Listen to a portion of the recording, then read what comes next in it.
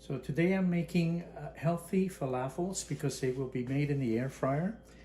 I'm starting off with an ingredient list. So if you need to go shopping, this is what you'll need. This is 2 cups of dried chickpeas who have been soaking overnight, and now they've expanded to about 5 cups, just a little bit less of that.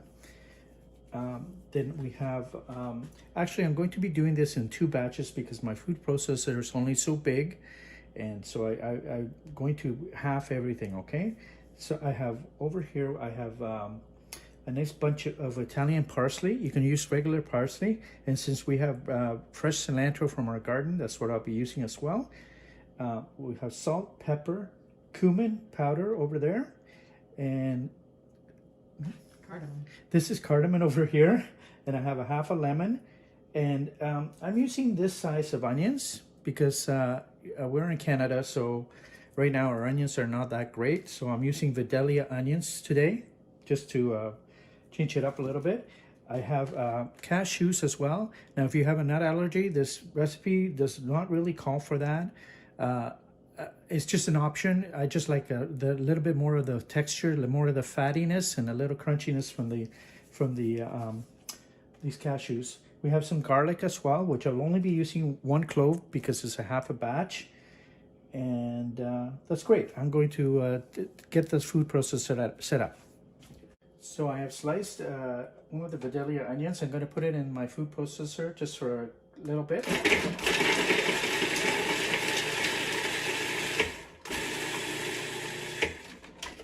That's perfect. After that, I'm going to add the herbs and do the same thing. So you're putting the stock and all into the Yep, everything. mix? Yep, don't miss anything.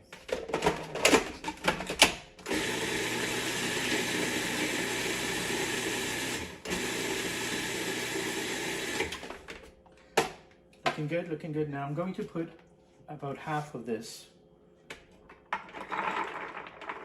I'm only doing this because my food processor is only so big.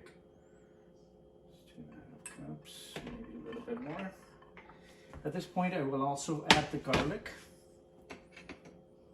and a little bit of lemon juice just to get things going, to make it look nice and moist. Some salt. I'm not going to add a lot of salt because I know that these cashews here are already salted. I'm just putting some, just to, as I said, just I like the texture of it. A little bit of pepper. And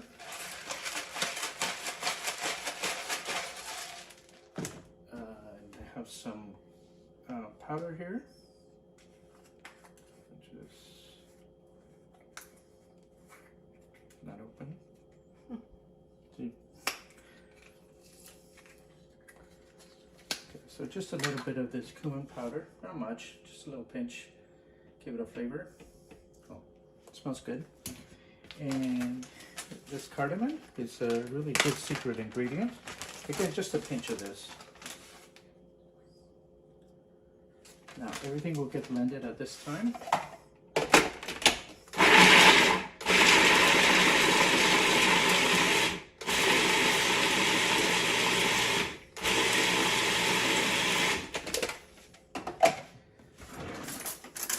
What I often do is also I get a knife just to make sure that everything is being blended well.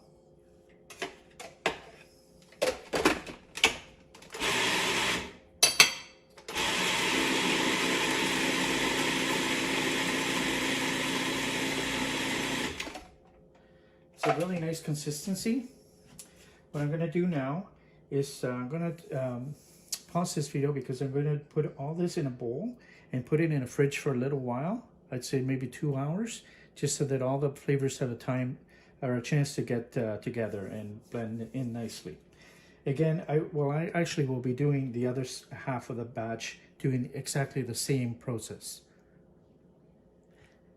And okay, that's good. I think, sorry, before we put it in the fridge, don't we have to add a little bit of flour and baking soda? That's true. Yes, that's right. That will be done, and we'll show you the right amounts for that, because that has to be not a guess. It should be measured. Okay. So we found the best way to do these falafels is to use an ice cream scoop, because that keeps the size of them consistent. I know these are a little bit bigger than most normal falafels that you would get in a restaurant, but when you put them in pita, all you have to do is break them up a little bit, and that way all the toppings will go in them very nicely. I'm just going to spray the cooking surface of the air fryer here with a little bit of ham, which is a non-stick product, so the falafels, won't stick to this. So the air fryer has reached 400 degrees, and over on my stove I put a timer for 15 minutes. There are 10 falafels actually in the air fryer, and they're just placed on the bottom rack, but they need a little bit of room. They should not be touching each other. This recipe has yielded 18 beautiful sized falafels. If you notice, I have the air fryer just on the top of my stove because we have a hood here. I mean, it kind of helps with the nice fragrance of the falafels. If you don't mind them all over your house, then that's perfect. But if you don't want that, just put on your hood. So the falafels just came out of the air fryer. I like to use this nice rack because it gives them a good chance to cool down. And I think I want to try one now, just see how it goes. I got a nice pita bread here, or pita wrap, pardon me. And all you do is bring the falafel over, and I just crush it like this a little bit, make it go further, just like that. And then I think a nice couple tomatoes would be nice. These here just got a little bit of salt and some olive oil in them. Of course, the tahini is very, very important. I like this brand of tahini because it has it's all natural ingredients. So I just like to put a little bit on top of here.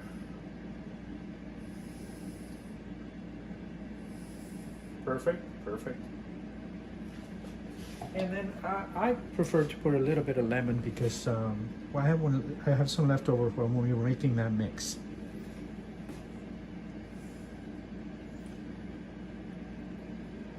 Of course, if you like to put a little bit of red hot sauce or Tabasco, anything like that, that's totally cool. These falafels are now going to cool down a little bit more. They're ready for eating right now, but what's really nice about them too is you can put them in freezer bags, put them away in the freezer for whenever you want them. They freeze really well. They taste almost as good as when they're fresh, and you can enjoy them anytime. They make a great meal. As I said, this is just 2 falafels right here in this pita, and that's going to be lots for me anyway.